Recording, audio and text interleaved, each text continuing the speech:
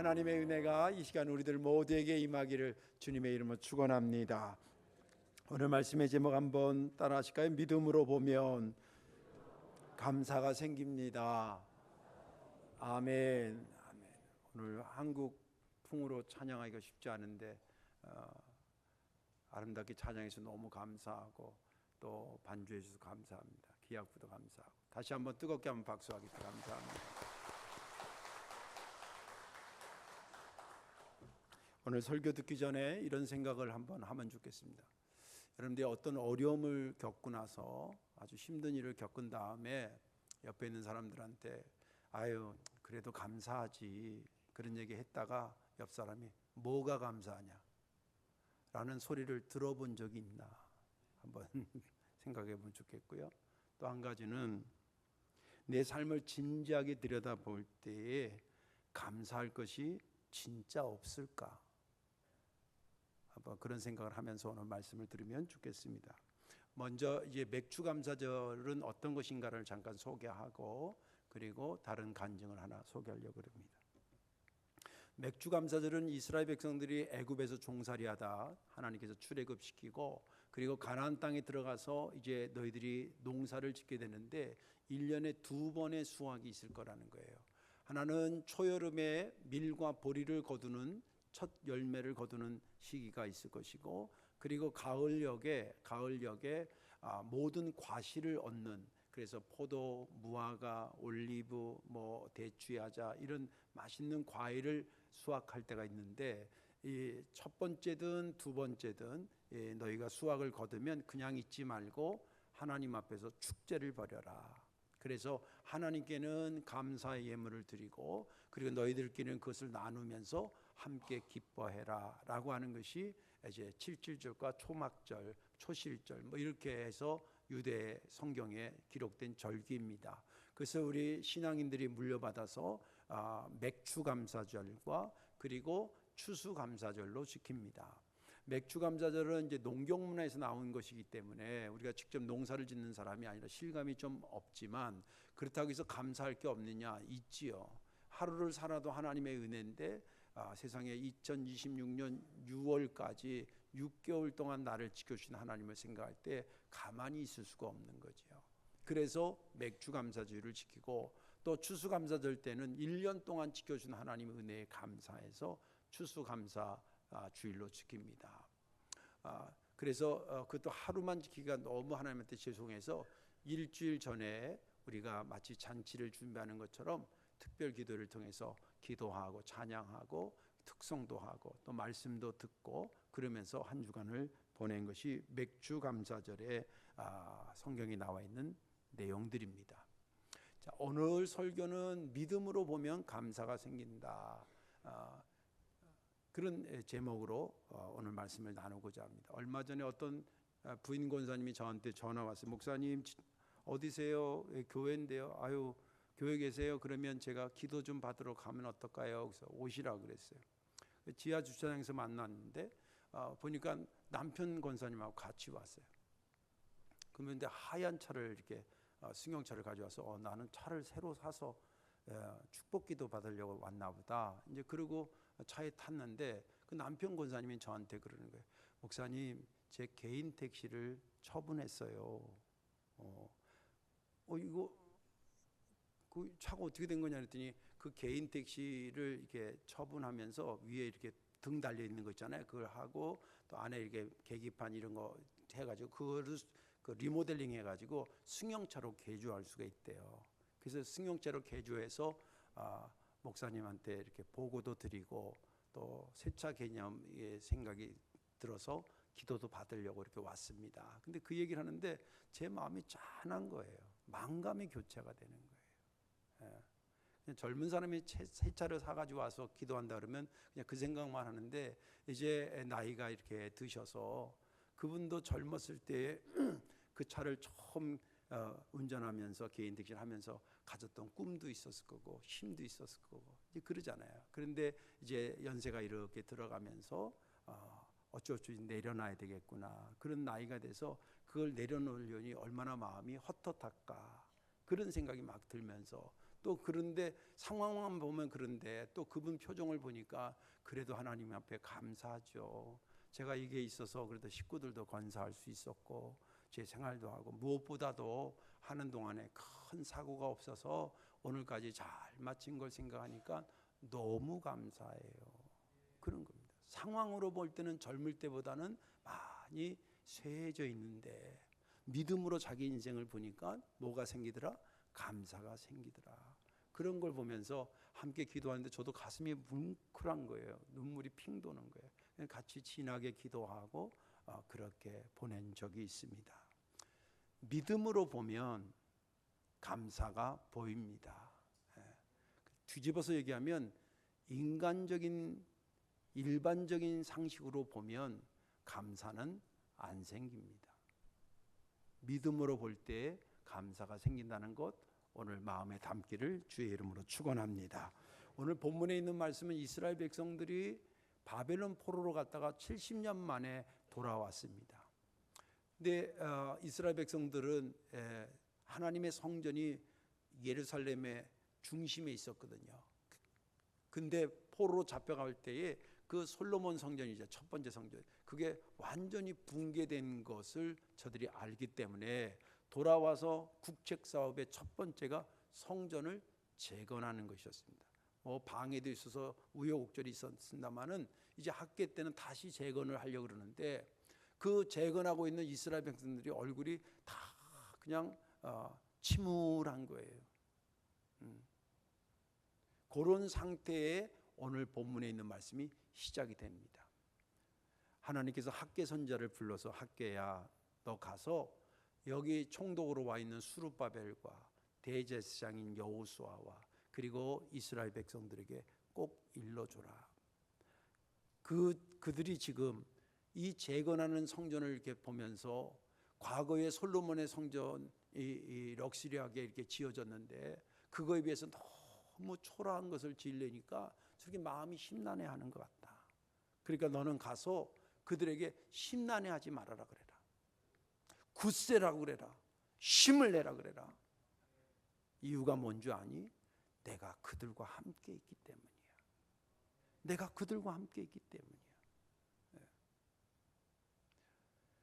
그리고 그들의 오해하는 것 중에 하나가 저들이 이렇게 화려한 성전을 재건하지 못하고 초라한 성전을 재건하면서 하나님이 우리한테 한 약속을 잊어버렸나? 그렇게 혹시 생각할지 모르는데 내 약속은 계속 진행되고 성취된다라고 하는 것을 알려줘라. 그리고 그것을 보증하듯이 내 영인 성령을 그들에게 지금도 보내고 거기에 있게 하지 않았느냐. 내가 이제 머잖아 하늘과 땅을 움직이고 바다와 육지를 진동할 거고 많은 나라들을 진동해서 이 니네들이 초라하게 짓고 있다라는 이 성전 앞에 그들이 와서 무릎을 꿇게 할 것이다. 금도 내 것이요 은도 내 것이고 그러기에 이 성전이 이전 영광보다 앞으로 더 큰 영광에 이르는 성전이 될 것이다. 비록 지금 너희들이 초라하게 짓는다고 생각할지 모르지만 앞으로 이 성전은 여기에 평강이 가득하고 여기에 영광이 가득한 성전이 되게 할 것이다. 할렐루야. 나 여호와가 말하였느냐. 이 나 여호와가 말했다는 얘기를 오늘 본문에 여러 차례 말합니다. 그러면서 본문은 끝납니다. 저는 이 본문을 보면서 4절 말씀이 은혜가 됐습니다.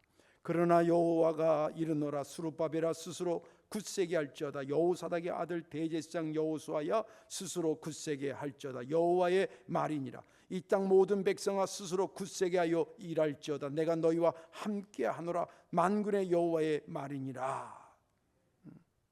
이 말씀이 뭐가 은혜가 됐냐면 그 화려한 성전의 기억을 갖고 있던 사람들이 포로에서 돌아왔으니까 뭐가 자재가 제대로 있겠어요? 돈이 제대로 있겠어요? 뭐가 제대로 있겠어요? 우리나라 6.25 이후에 만약에 성전을 재건하는 거라고 생각해 보세요. 뭐가 자료가 있겠고 뭐가 여력이 있겠어요? 근데 그 가운데서 짓는데 지으면서 초라하게 있는 그들에게 하나님께서 마치 이렇게 말씀하시는 것 같아요.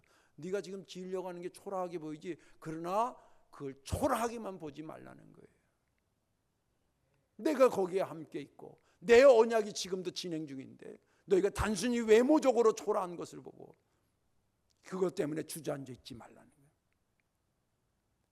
반드시 내가 너와 함께한다는 것과 내 약속이 너희에게 있다라고 하는 것을 믿고 그런 관점에서 이 성전을 보고 이 성전이 결코 초라하지 않을 것이고 이 영광을 더 크게 볼 것이니 그렇게 힘을 얻어 감사하는 자가 되라 라는 것으로 저는 읽혀져서 은혜가 됐습니다. 오늘 말씀에 저와 여러분들이 은혜 받으시기 바라고 내 삶이 혹시 올해 상반기의 삶이 초라하게 보인다 할지라도 오늘 말씀이 여러분들에게 기준이 되고 은혜가 돼서 그 가운데 감사가 쏟아지는 역사가 나타나기를 주님의 이름으로 축원합니다. 왜 믿음으로 보면 감사가 생기느냐? 그 첫째는 하나님이 우리와 함께 하신다는 것이 믿어지기 때문입니다. 4절 말씀을 다시 읽을게요. 그러나 여호와가 이르노라 수룹바벨아 스스로 굳세게 할지어다 여호사닥의 아들 대제사장 여호수아야 스스로 굳세게 할지어다 여호와의 말이니라 이 땅 모든 백성아 스스로 굳세게 하여 일할지어다 내가 너희와 함께 하노라 만군의 여호와의 말이니라.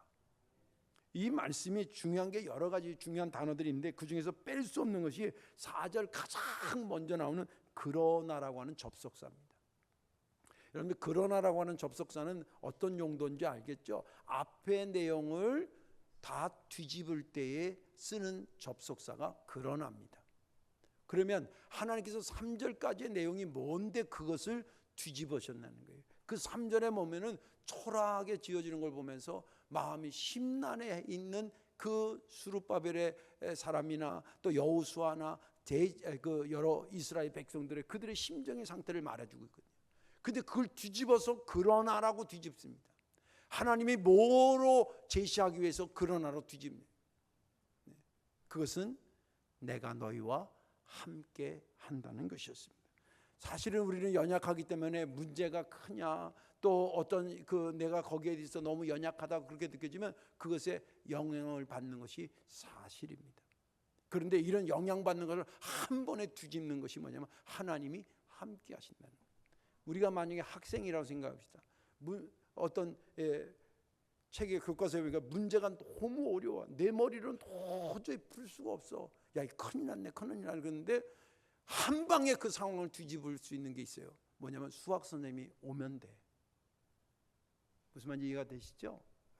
우리 삶이 어렵고 힘들고 막 그런데 한 방에 뒤집을 수 있는 게 뭐냐면 하나님이 우리와 함께 하시면 된다는 거예요. 성경은 그것을 한 번만 말하지 않아요. 여러 곳에서 말해요. 하나님이 함께 하신다. 대표적으로 하나님의 이름에서도 그걸 말해요. 하나님의 이름 중에 여러분들 아시다시피 임마누엘이라는 거 아시죠? 임마누엘의 하나님, 하나님이 우리와 함께 하신다는 의미의 이름입니다. 그것은 구약의 이사야 7장 14절에 처음 등장합니다.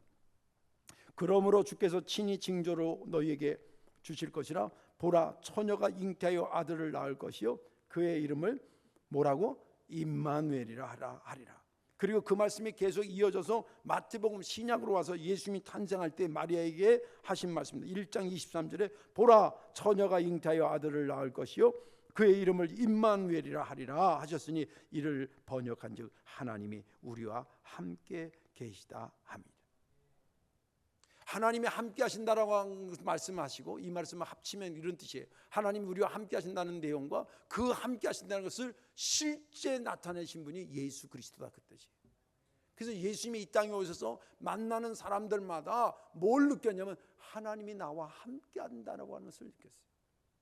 병들어서 있는데 주님이 나한테 찾아왔어요. 당시에 병들어 있으면 많은 사람들이 뭐라고 생각하냐면 저는 죄져서 저주받아서 저주라는 게 하나님한테 밀려났다고 하나님이 함께하지 않는 자라고 상징적으로 이해했어요. 그는 외부에서도 그렇게 이해했고 실제 병이 들어있는 본인 스스로도 그렇게 생각했어요. 그런데 어느 날 예수님이 찾아왔어요. 그리고 그를 어루만지면서 고쳐주셨어요. 그때 그 고침을 받은 사람이 뭘 생각했겠어요? 내 병이 고침받았다는 기쁨도 있지만 진짜 기쁨은 뭐냐면 하나님 나를 버린 게 아니었구나. 하나님이 나와 함께한 것이었구나. 그런 사건은 성경에 굉장히 많습니다. 수가성의 여인 사건도 그렇고 삭개오의 사건도 그렇고 그 사람들의 것은 돈이 없어 어렵고 힘든 게 아니었어요. 하나님, 사람이 나를 버리고 하나님도 나를 버렸겠거니. 그리고 자기 인생을 그렇게 실망스럽게 바라보고 살았던 사람이에요. 근데 그 사람에게 주님께서 가서 말씀하시고 손잡아 주시면서 그들이 깨달은 건 뭐냐면, 아, 하나님이 나를 버리지 아니하셨구나. 하나님이 나와 함께 하시구나.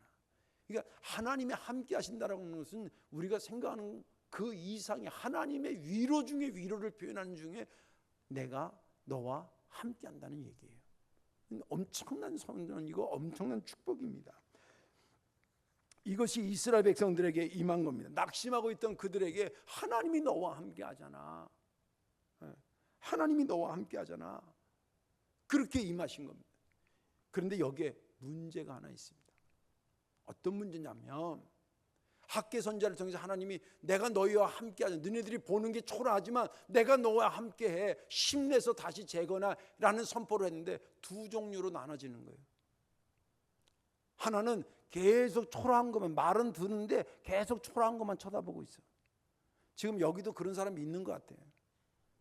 여러분들 삶이 초라하지요. 그래도 하나님이 함께 하셔요. 근데 그 설교를 듣는데 그 설교는 들었다 일로 나가고, 나 저녁 가서 그거 어떻게 하지? 이걸로 지금 앉아 있어요. 이해는 되지만 바른 건 아니에요. 하나님의 음성으로 듣기를 주의 이름으로 축원합니다. 내가 지금 보고 있는 현실이 너무 초라하고 너무 보잘것없이 보인다 하더라도 하나님이 나와 함께 하신다는 게, 문제는 그것을 받아들이냐 거부하고 안 받아들이냐의 차이라 이 말이에요. 성경은 내가 여호와의 말이라는 것은 내 말을 들으라 그 뜻이에요. 하나님의 백성이 하나님의 말을 듣지 않으면 무슨 어떻게 살겠다는 거예요.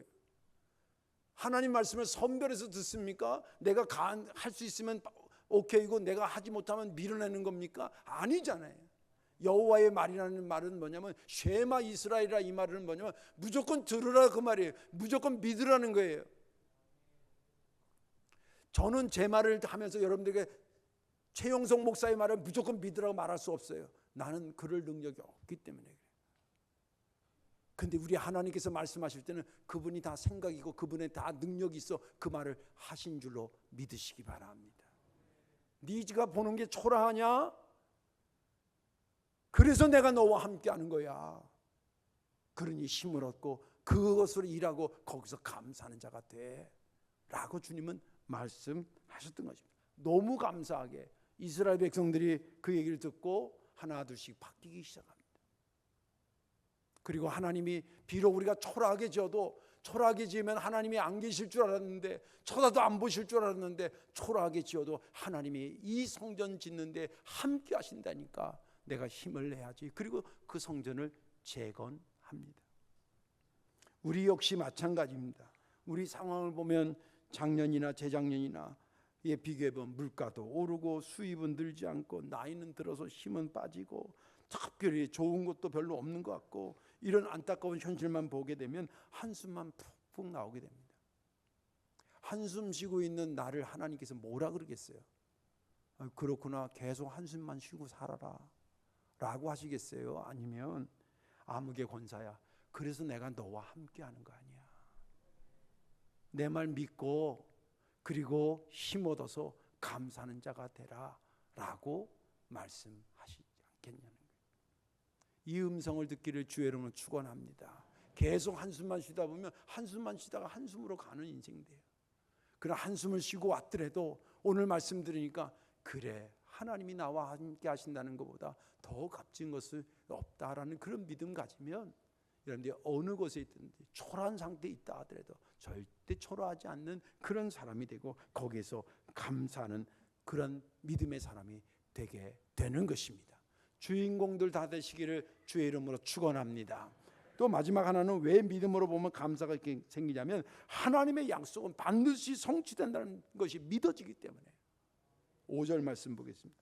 너희가 애굽에서 나올 때에 내가 너희와 언약한 말과 나의 영이 계속하여 너희 가운데 머물러 있나니 너희는 두려워하지 말라.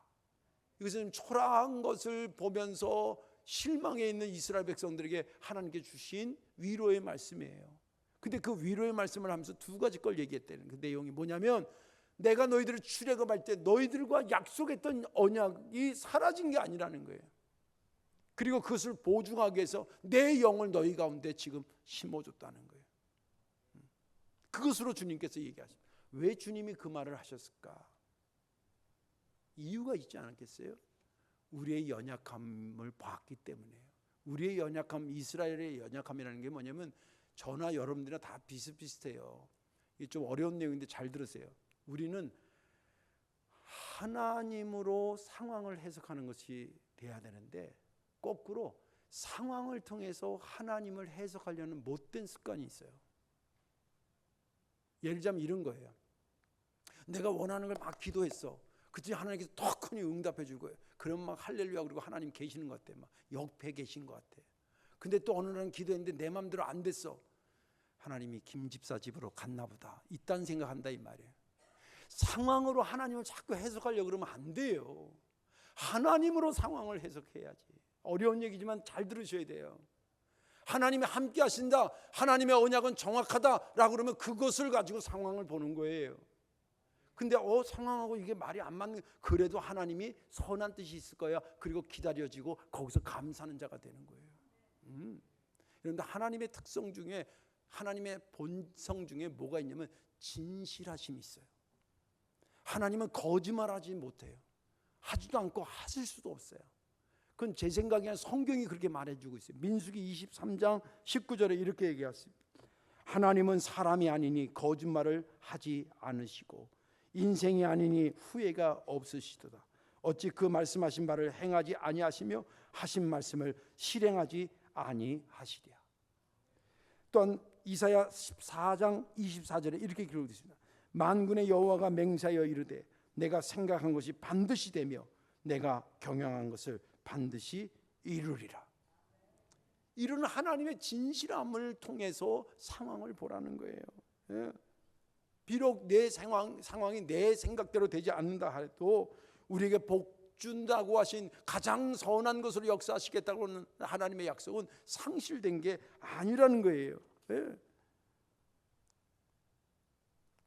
그 믿음이 있기를 주의 이름으로 축원합니다. 우리가 하박국의 그 유명한 말 있잖아요. 비록 무화과 나무가 무성하지 못하며 포도나무에 열매가 없고 감람나무에 소출이 없으며 밭에 먹을 것이 없으며 우리의 양이 없으며 외양간에 소가 없을지라도 나는 여호와로 말미암아 즐거워하며 나의 구원의 하나님으로 말미암아 기뻐하리로다. 이 말씀은 내용 자체도 굉장히 유명하고 위로가 되는 말씀인데 거기서 하나 더 생각해야 될 게 있어요. 어떻게 하박국은 이 믿음의 고백을 할 수 있었을까? 하박국이 이 믿음의 고백을 하는 힘은 어디서 왔을까라고 하는 거예요. 그 앞장의 내용이 나와요. 그 앞장의 내용 중에 이런 게 나와요. 하박국이 하나님한테 따지듯이 얘기해요. 하나님은 의로운 하나님이라고 우리가 약속하시지 않았습니까? 근데 왜 악인들이 저 돌아다니고 합니까? 제 강단이라 원래 제가 욕을 잘 못해요. 저 악인들이 저 하고 돌아다닙니까? 저거 확 어떻게 해버려야 되는 거 아닙니까? 하나님이 의로운 하나님이라고 우리에게 약속하셨는데 하나님 우리랑 약속한 거 사라진 거 아닙니까? 이런 얘기를 해요. 여러분들 왜 그럴 때 있잖아요. 나는 진실하게 나름대로 살았는데 나한테 엉뚱한 것이 사람이 찾아와서 그 사람한테 내가 속거나 사기당하거나 뭐 억울한 일 당해가지고 막 뭐 이런 거 있잖아요. 어떤 사건이 있었던 건 아니지만 하박국이 그런 걸 느끼면서 하나님한테 하나님 우리한테 약속하셨는데 그 하나님 어떻게 딴 데로 가신 겁니까? 뭐 이런 식이에요. 그때 하나님 말하기를 야 걱정하지 마라. 네가 볼 때 지금 저렇게 돌아다닌다 그래서 내가 너희들하고 약속한 의로운 하나님이라는 약속이 사라진 게 아니야.